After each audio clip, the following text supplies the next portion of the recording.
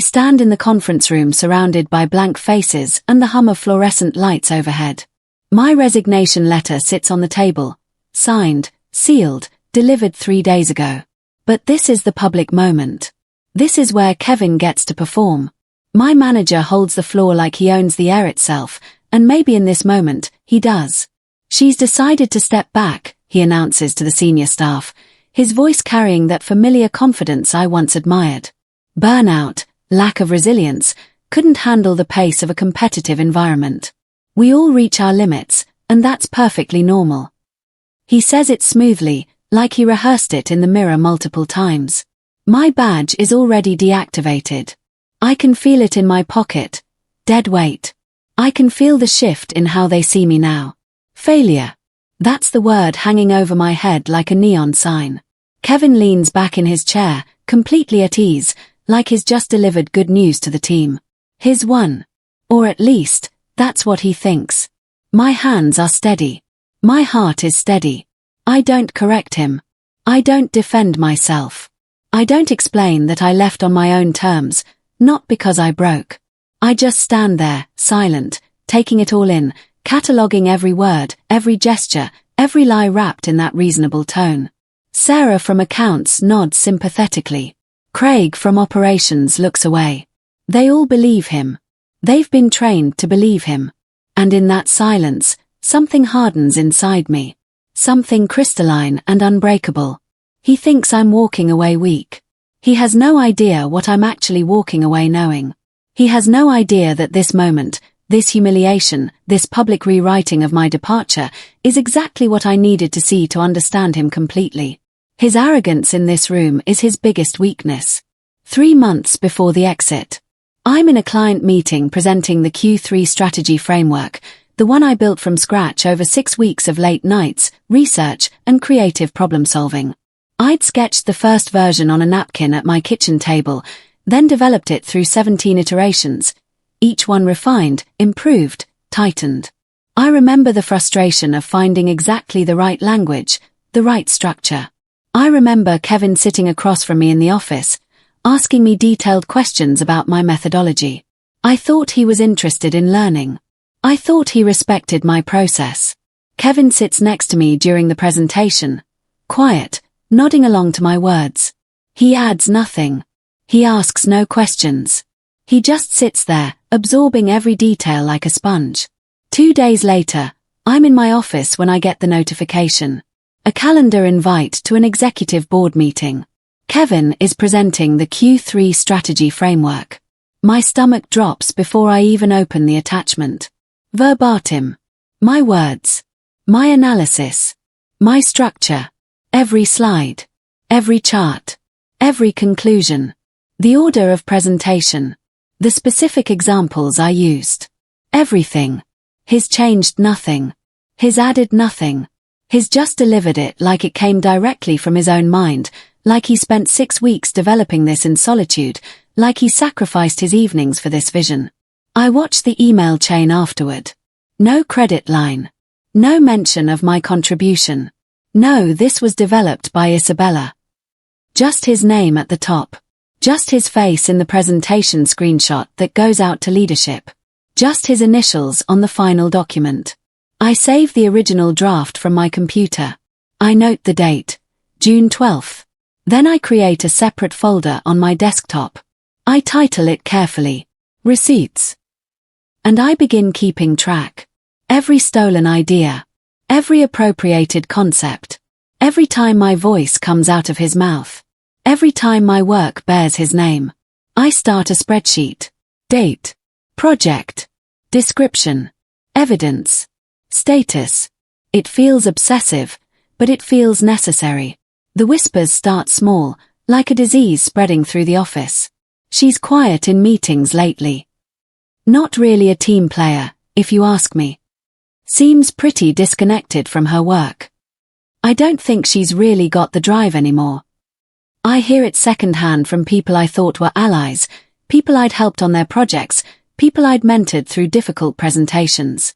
One morning Aaron pulls me aside by the kitchen and says, "I heard you're not doing well." Kevin mentioned something about performance concerns. I laugh it off, But I know something is wrong. Something deliberate is happening. Meetings stop appearing on my calendar. Strategic conversations I should be part of suddenly don't include me. Projects I was leading get reassigned without any conversation. No warning, no explanation, no professional courtesy. Emails that used to loop me in automatically now go to Kevin directly. Important decisions are made without my input. And I realize, with a clarity that chills me, that Kevin isn't just taking credit for my work. He's actively painting me as someone who doesn't deserve that credit anymore. Someone unstable. Someone disconnected. Someone who can't keep up with the pace. Someone who's slipping. Someone losing their edge. The narrative is deliberate. Calculated. Strategic. I watch him construct it in real time, building the foundation for my eventual removal, establishing the story he'll tell when I'm gone, creating the justification for replacing me. His not being careless. His being methodical. His following a plan. And I'm watching from the inside while he rewrites my entire professional identity. I wonder how many times he's done this before. How many people has he pushed out using this exact method? I make a decision. I stop defending myself in meetings. I stop sending long emails explaining my contributions and clarifying my role on projects. I stop correcting people when they give credit to Kevin for my work. I stop raising my hand in meetings to add perspective. I stop offering ideas. I stop volunteering for extra work. I just disappear into silence. It's deliberate. It's calculated. And Kevin, he absolutely loves it. He fills every space I vacate with his own voice, his own ideas, his own loud confidence. He talks more in meetings now. He laughs louder. He dominates the conversation. He tells longer stories. He makes bigger promises. He's not suspicious of my silence, he's relieved by it. He interprets my quiet as surrender, as acceptance, as me finally acknowledging his superiority. He interprets it as weakness. He thinks I've finally accepted my place below him. He thinks I'm broken. He thinks I'm ready to fade away and disappear entirely. But I'm not broken. I'm observing. I'm listening to everything. I'm watching how he phrases things, how he builds false narratives, how he plants seeds of doubt about my competency. I'm taking mental notes on everything he says, everything he does, every lie he tells with that relaxed smile on his face. I'm noticing his patterns. I'm seeing his tells. I'm beginning to understand him. Really understand him. I'm starting to see the man behind the performance. I pull up my calendar and Kevin's calendar and place them side by side on my laptop screen. I look at the dates. I begin to build a timeline with obsessive attention to detail. I draft a document on January 15th. I have the timestamp, the version number, my name embedded in the file properties. On January 17th, Kevin presents it to leadership as his own work. I update a proposal on February 3rd. On February 4th, Kevin submits it as something he developed. March, April, May, the pattern is consistent, almost rhythmic in its predictability. My work moves. His presentations follow within 48 hours. Always. Every single time. There's no variation. No delay. It's like he's waiting for me to finish something, and then immediately turning it into his own achievement. But then I notice something that breaks the pattern. I finish the framework on June 12th, but Kevin doesn't present it until June 20th, 8 days late. That's unusual. That's different. I wonder why. I think about what happened in those 8 days. Was he sick? Was he traveling? Was he waiting for something specific? Was he building additional narrative around it? I keep that discrepancy in mind. It matters. Something about that break in pattern tells me there's more to understand. There's a reason for the delay. There's a strategy I'm not seeing yet. We're moving you, Kevin tells me casually one afternoon, calling me into his office and closing the door behind me like he's about to deliver bad news. The fluorescent hum is louder in here. The flagship project needs someone more, detail-oriented in a different capacity. The words land like a punch. It stings. It burns. It feels like rejection. But I've prepared myself for this moment. I've been expecting it. I nod and say, Thank you for the opportunity.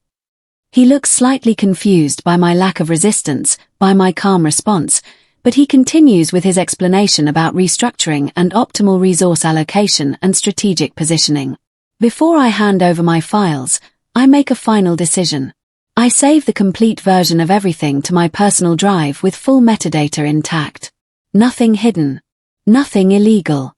Just a complete copy. Every draft. Every version. Everything. I do this at home that night, carefully and methodically. When Kevin asks about the status of the project, I give him everything else. Clean. Professional. Organized. And I smile while I do it. He has no idea that I've documented the entire evolution of this project. Every version. Every timestamp. Every edit. Every proof of authorship embedded in the file metadata. I've created a perfect record. A truth that cannot be disputed. HR calls me in for a check-in. I know what this is before I sit down. Kevin has submitted a performance review. It's brutal. Merciless. Disengaged. Underperforming. Not aligned with company values. I read it and feel something shift inside me, not anger, but resolve. I've expected this. I've been waiting for it. But I don't get angry. I don't cry. I get strategic. I look at the HR manager and say one thing, and I say it carefully. I'd like everything in writing going forward. All feedback, all concerns. Just to keep records clear.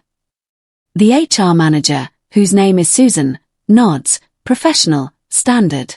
She doesn't see it as unusual. But it is. I'm creating a paper trail. I'm forcing documentation. I'm making sure nothing can be misremembered or reinterpreted later. And Kevin doesn't expect it when HR loops him in and asks him to document his specific concerns with detailed examples. He agrees immediately. Too fast. Too confident. He thinks I'm going to disappear quietly. He's already mentally replaced me. He's already imagining his next victim. He has no idea that this request is a trap. 2 of my co-workers reach out separately, and the timing is interesting. Aaron tells me that Kevin said I was struggling with confidence and team integration. Then, a few days later, Ashley mentions that Kevin told her I was struggling with confidence and team integration. Word for word. Same phrasing. Same context. Same timestamp. Neither of them know the other spoke to me. Neither of them knows Kevin is using them. Neither of them understands they're being puppets in a coordinated campaign. But I know. Kevin has been coordinating a narrative. He's been feeding the same story to multiple people, rehearsing the lie until it sounds like consensus. He's been building a coalition of witnesses who will all tell the same story, not because they actually know anything about my performance, but because Kevin planted the story in their minds first. I don't tell them what I know. I don't expose Kevin's manipulation. I just listen. I thank them for checking on me. I let them believe they're being kind. And I remember. I catalogue their names and the dates they told me this. Aaron, April 3rd, Ashley, April 7th. I write it down. A company-wide email goes out celebrating the successful launch of the Q3 strategy framework. This achievement, the email reads, represents exceptional leadership and vision. Kevin's ability to synthesize complex data into actionable strategy is exactly what drives this company forward. Kevin takes the credit. The entire company sees his name attached to success. Everyone knows his name now. Everyone knows he did this thing. But buried in the 3rd paragraph is a sentence, unchanged, unmistakable, in my exact language and my exact phrasing, that is copied directly from my original draft.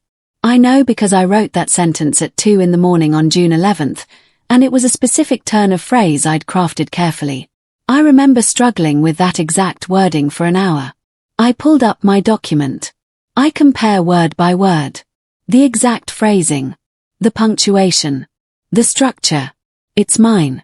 He stole my words and put them in an email to the entire company. I screenshot it. I note the timestamp. I note which version it came from. I note the email date and time. I save the email. No comment. No reaction. No calling it out. Just documentation. Just evidence building. Just one more piece of the puzzle.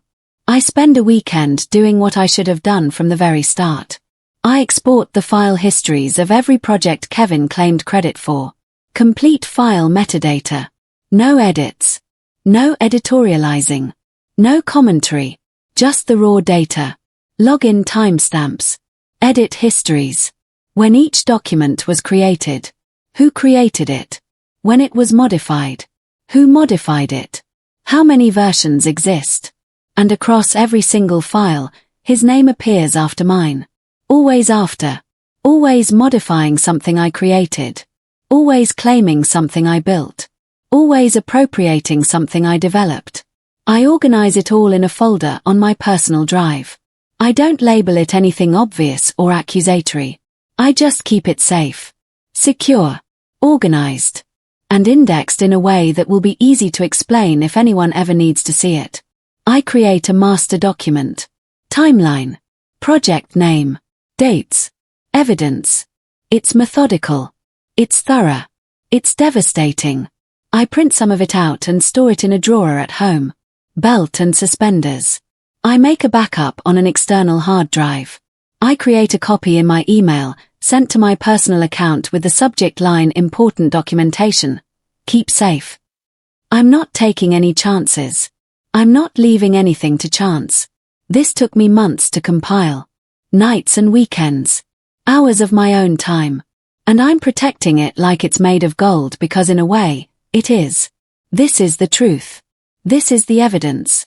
This is what will set me free when the time comes. An all-hands meeting. Everyone's gathered in the main conference room. The energy is buzzing.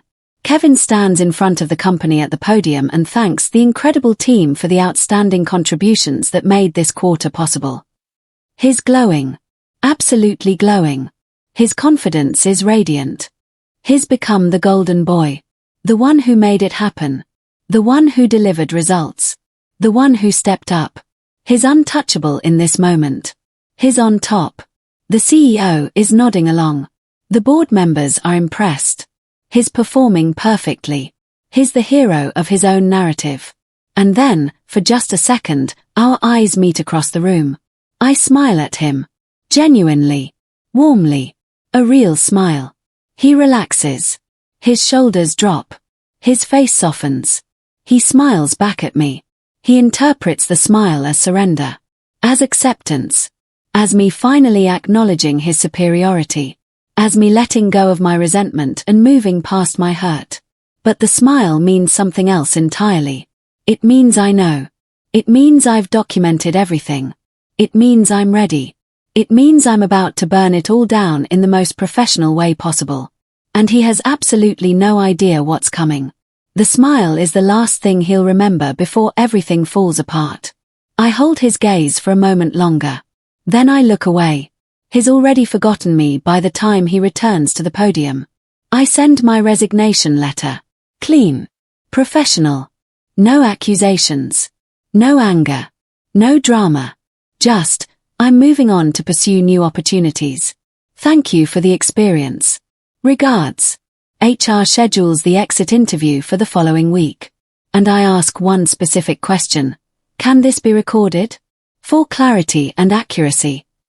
HR says yes without hesitation. Standard practice. Nothing unusual. Completely normal. Kevin doesn't know about the recording. Nobody tells him. I sit in that room with the HR manager and the department head, and I answer every single question about my time here with perfect honesty. I talk about projects I led and owned. Work I completed. Contributions I made. All factual. All documented. All verifiable. I don't complain. I don't accuse. I don't even hint at problems. I just lay out my work and my role with precision. And I say nothing negative about Kevin. I don't need to. The record will speak for itself. My words are measured. Calm. Professional. When they ask why I'm leaving, I simply say, I've learned what I needed to learn here, and I'm ready for new challenges elsewhere. It's honest. It's not accusatory. It's perfect. The recording device is running the entire time, capturing every word for posterity. Back to the beginning. The conference room. Senior staff assembled. Kevin selling his version of me to everyone who matters. She's decided to step back from the role. Burnout, lack of resilience, couldn't handle the pace. The words are designed to make me look fragile, weak, unable. Like I broke under pressure. Like I failed. Like I couldn't hack it. The other executives nod along, accepting his narrative without question because he's confident and I'm silent. The words land like I'm supposed to flinch and accept them. But I don't. I stand there, calm, composed, and I walk out with my notebook tucked under my arm. That notebook is indexed. Color-coded. Every date highlighted. Every lie catalogued. Every theft documented. Every piece of proof organized. They have no idea what just walked out that door. They have no idea that the quiet woman they just watched leave is the one who will unravel everything. My badge stops working before I even reach the elevator. The system is already erasing me. But I'm not erased. I'm just waiting. I'm just preparing. I'm just getting ready for the next part of this story. A week after I leave the company, Kevin sends an email. It's addressed to the team. A clarifying email about the projects I transferred and the ongoing work. It's unnecessary. A simple professional handoff would have been more than enough. But Kevin adds details. Specific details about timelines and decision-making and strategic choices that don't need to be there. He's not trying to be helpful. He's filling space. He's covering himself. He's already nervous, and he doesn't even know I'm watching. He's nervous about what I might say. He's nervous about what I might reveal. He writes things like, Isabella's preliminary work provided a starting point, but the strategic direction and final implementation were entirely my responsibility. He's creating a narrative. He's rewriting history in real time. That email sits in the system like a confession waiting to be discovered. It will matter later. It will be Exhibit A. When the auditors ask him about these claims, they'll compare this email to the actual metadata. And the metadata will tell a different story entirely. 3 weeks into my new role at a different company, I get an email notification. My old company is announcing a routine compliance audit. The Q3 strategy framework, Kevin's signature project, the work that made his reputation, my actual work, has been selected for review. Auditors want to trace the project from inception to completion. They want to verify that all work is properly attributed and that all processes were followed correctly. They want to make sure nothing was falsified or miscredited. They want accountability. Kevin's name dominates every public record of that project. Every presentation. Every email chain. Every achievement report. Every internal memo. Every award nomination. But the original files tell a completely different story. A true story. A story of theft. I read the audit notification 3 times. My heart is pounding. This is it. This is the moment everything changes. I don't reach out to anyone at the company. I don't say anything. I just wait. I just know what's coming. The auditors reach out to me directly. They're verifying dates and authorship on my previous work. I send them timestamps only. Nothing editorialized. Nothing accusatory. Nothing emotional. Just facts. Dates. When things were created. When they were modified. Who had access. The auditors then ask for metadata. That's when everything changes. That's when I know this is serious. That's when I understand the wheels are in motion. I provide it all. Complete. Unfiltered. Raw. Every single file. Every version history. Every timestamp. Every login. And I know exactly what they're about to find. I know what the data is about to tell them. I send an email. I'm attaching the metadata for all projects I worked on during my tenure. This should provide complete clarity on authorship and timelines. Please let me know if you need any additional information. Professional. Clean. Innocent. But absolutely devastating. IT verifies the authorship histories. The metadata doesn't lie. It can't be manipulated or reinterpreted. It's pure data. Pure fact. Every file Kevin claimed credit for has creation dates and login information that match my calendar perfectly. They match my computer activity. They match my work schedule. The dates align with my detailed notes. The pattern is undeniable. Mathematically impossible to deny. The auditor's loop in legal. This isn't a simple mistake anymore. This isn't miscommunication about credit. This is falsification of work records. This is potential misconduct. This is serious. This is career-ending. The audit manager calls me. We need to ask you some additional questions. What you've provided confirms some significant concerns about work attribution on this project. Can you come in for an interview? I say yes. I'm completely ready. Kevin is questioned by the audit team. At first, he jokes. He tries to deflect with charm and humor. He tries to minimize. She was working under my direction. I guided the process and shaped the overall vision. He's trying to reframe. He's trying to paint himself as the leader and me as the executor. But then they show him the metadata. They show him the creation dates. His name doesn't appear until after the work is done. After the initial concept. After the framework is built. His edits come after my creation. His modifications happen after the heavy lifting. The timestamps don't lie. They don't care about his version of events.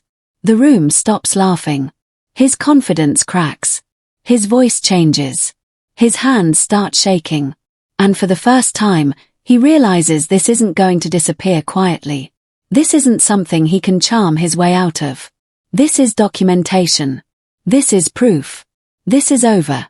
HR contacts Aaron and Ashley independently, asking them about the narrative Kevin shared with them. About the specific language he used to describe my performance. And Aaron remembers something that matters, a forwarded email from Kevin to him about my performance concerns. He kept it. He sends it to HR. That email shows Kevin coaching Aaron on what to say about me, how to phrase his concerns, what language to use. It's not explicit. It doesn't scream misconduct. But it shows intent. It shows premeditation. It shows calculation. It shows a pattern. Ashley also remembers a similar conversation. She makes notes. She provides dates. The HR team is compiling a picture now. A picture of coordination. A picture of deliberation. A picture of someone building a false narrative against an employee while stealing their work. It's damning. The email surfaces. The one Kevin never meant to send outside his circle. It shows him coaching Aaron on what to say about me, how to phrase his concerns, what language to use to make his narrative sound believable. It shows him building a coalition of people who will tell his story. It's not explicitly telling Aaron to lie. It's just showing Kevin carefully orchestrating a narrative. It shows him deliberately building a case against me while stealing my work. It shows calculation. It shows malice. It shows pattern and practice and deliberation. The email reads, Aaron, I've noticed some concerns about Isabella's engagement.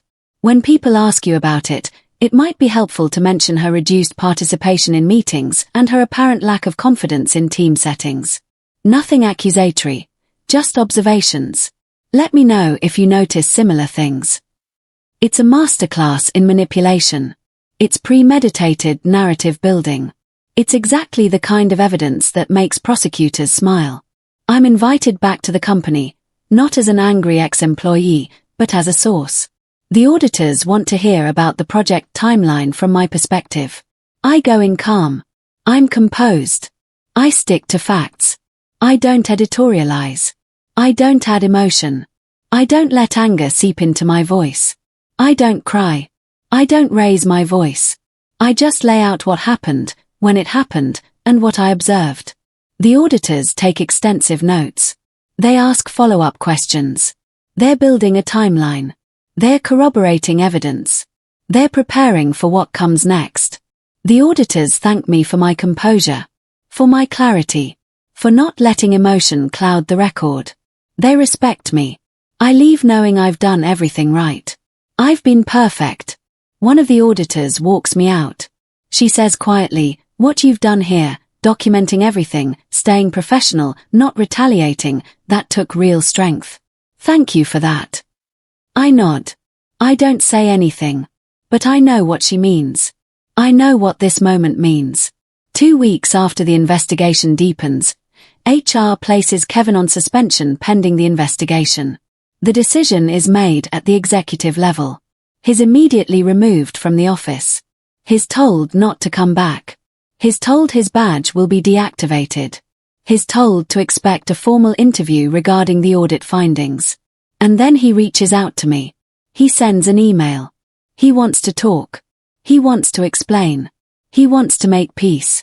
He wants to say it was all a misunderstanding. He wants to apologize. He wants to beg. But I don't respond. I don't even read it all the way through. There's nothing to explain. There's nothing to say anymore. The investigation will speak. The evidence will speak. The metadata will speak. I don't need his words. I never did. Silence is my answer. Silence is my power. Silence is my victory. Leadership reaches out with an apology carefully worded by legal. They acknowledge what happened. They express regret. They offer me reinstatement under new reporting structure, working for the CEO directly. They want me back. They want to fix this. They want to make amends. They offer a significant raise. They offer a formal apology in writing. They offer to restore my reputation publicly. But I ask for time to think about it. I don't say no. I don't say yes. I just say I need space to decide what I actually want, what's best for me, where my career should go next. And for the first time in months, that decision is completely mine. Kevin can't make it. The company can't make it. My family can't make it. Only I can. Only I will. The CEO's assistant calls a week later. The CEO wanted to know if you've made a decision. They're very hopeful you'll come back. I tell her I'm still thinking. The truth is, I'm already planning my next move. The investigation closes. The findings are official. Kevin is terminated for misconduct and falsifying work credit. It's documented. It's permanent. It's final. It's in his permanent record. It will follow him for the rest of his career. It's the kind of termination that will make every future employer wary. The audit confirms that I led the Q3 framework project from inception to completion. My name is restored in the company record. My work is credited. The narrative is corrected. And Kevin is gone. Fired. A cautionary tale. Someone other managers will reference when they talk about what happens when you cross the line. The company issues a statement confirming the audit findings. They don't name Kevin specifically, but everyone knows who they're talking about. My name is restored. My work is credited. My reputation is recovered. The CEO personally calls me. I'm deeply sorry for what happened. You were wronged, and we failed to protect you. That's on me, and I take full responsibility. I accept the apology but still don't commit to coming back. He understands. He knows I've already moved on. I decline the reinstatement offer and accept a better role at a completely different company instead. Bigger title. Better pay. Better culture. A boss who actually knows my name and respects my work. And as I walk into my new office on my first day, carrying a box of my personal items, I think back to that moment in the conference room when Kevin was telling everyone I was weak. I didn't walk away weak. I walked away knowing that the truth doesn't need a voice if the evidence is loud enough. Knowing that revenge doesn't need to be violent if it's intelligent. Knowing that sometimes the most powerful thing you can do is stay silent, keep meticulous records, and let liars destroy themselves with their own lies and their own arrogance. I'm healing now. Not from the betrayal, but from the anger. The anger is gone. What's left is clarity. Perfect clarity. And clarity is worth infinitely more than any confrontation ever could be. I won by walking away. I won by staying silent. I won by simply knowing the truth and trusting it to surface. That's the real power. That's the real victory. And I'm never looking back. I'm moving forward. I'm building something new. And I'm doing it on my own terms, with my own strength, and with the knowledge that the truth always has a way of emerging. Kevin taught me that.